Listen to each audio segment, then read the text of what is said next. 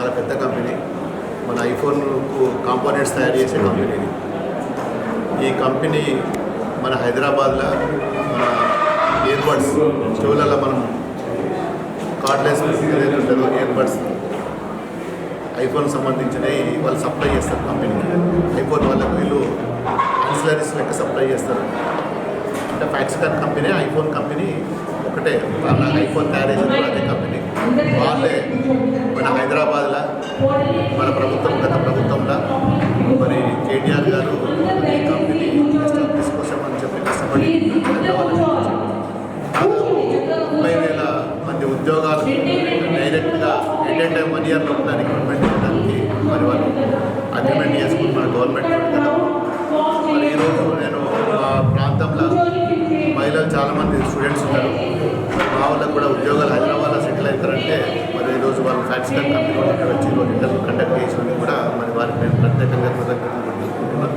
మరి ఏది ఏమైనా భవిష్యత్తులో మరి ఈరోజు ఈ ప్రభుత్వం ఎన్నో వాగ్దానాలు చేసింది, ఏది కూడా మరి పూర్తి చేయలేదు.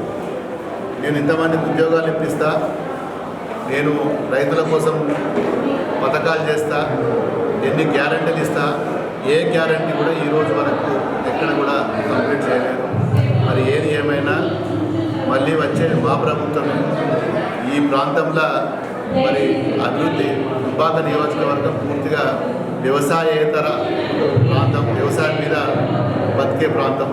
మరి ఇక్కడ మనకి ఇండస్ట్రీస్ లేవు. కనీసం కొంత మరి అన్ని ప్రాంతంలో ఉన్న ప్రాజెక్టుల ద్వారా నీరు వచ్చినా కానీ ఇండైరెక్ట్గా డైరెక్ట్గా బతకడానికి అవకాశం ఉంటుంది. మరి దానికోసం కూడా సాయశక్తితో ప్రయత్నం చేస్తున్నాం. మరి ఈరోజు మరి ఉద్యోగాలందరూ కూడా ఉపయోగించుకుంటారని చెప్పి ఆశిస్తున్నాను. మళ్ళీ భవిష్యత్తులో కూడా ఈ కంపెనీతో పాటు వేరే కంపెనీలు చాలా కంపెనీలు వచ్చే అవకాశాలు ఉన్నాయి.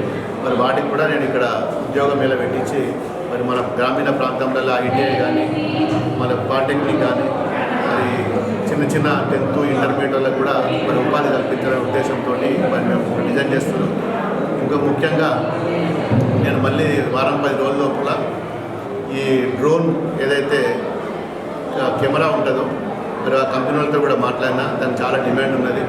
వాళ్ళు కూడా వచ్చి ఇక్కడ ట్రైనింగ్ ఇచ్చిపోతాను ఆపరేటర్గా. ఒక దాదాపు 200-300 మందికి వాళ్ళకి ఉద్యోగాలు అవసరం ఉన్నాయని చెప్పి కలిస్తే నేను నెక్స్ట్ 10-15 రోజుల లోపల డ్రోన్ ఎట్లయితే ఆపరేట్ చేయగలను, దానికి బాగా డిమాండ్ ఉంది మార్కెట్లో. కాబట్టి దానికి ఈ గవర్నమెంట్ నుంచి కూడా కొంత సబ్సిడీ ఉన్నది.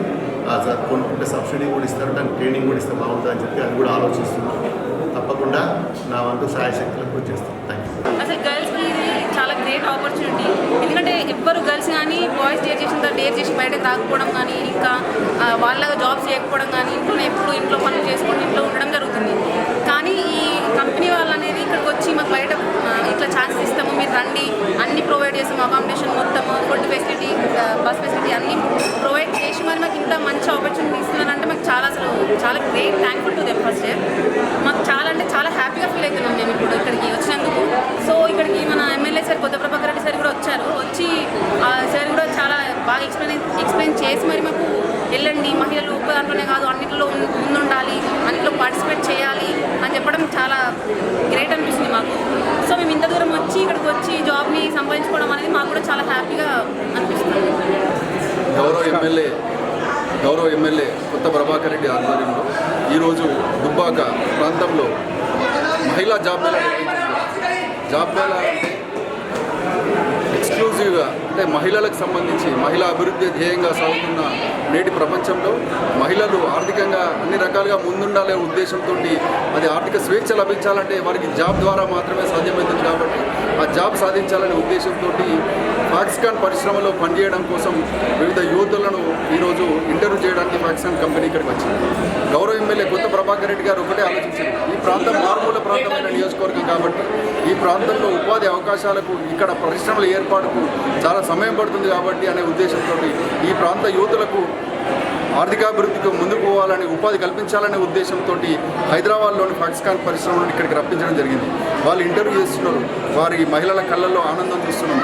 ఎందుకంటే ఇప్పుడు జాబులు లేక ప్రభుత్వం కోసం ఎదురు చూడడమే కాకుండా ప్రైవేట్ రంగంలో ముందుకు వేయాలన్న ఉద్దేశంతో ఈ జాబ్ మేళా ఏర్పాటు చేయడం జరిగింది. ఈ సందర్భంగా నేను ఒకటే ప్రశ్నిస్తున్న ప్రభుత్వానికి, మీరు నిరుద్యోగ వృత్తి అని చెప్పారు, ఉపాధి అవకాశాలు కల్పించకపోతే నిరుద్యోగ వృత్తి ఇస్తామని చెప్పారు. దాదాపు 2 ఏళ్ళ దగ్గరకు వస్తుంది మీరు నిరుద్యోగ వృత్తి ఒక్కొక్క నిరుద్యోగికి దాదాపు 50,000 రూపాయలు బాకీ ఉన్నారు.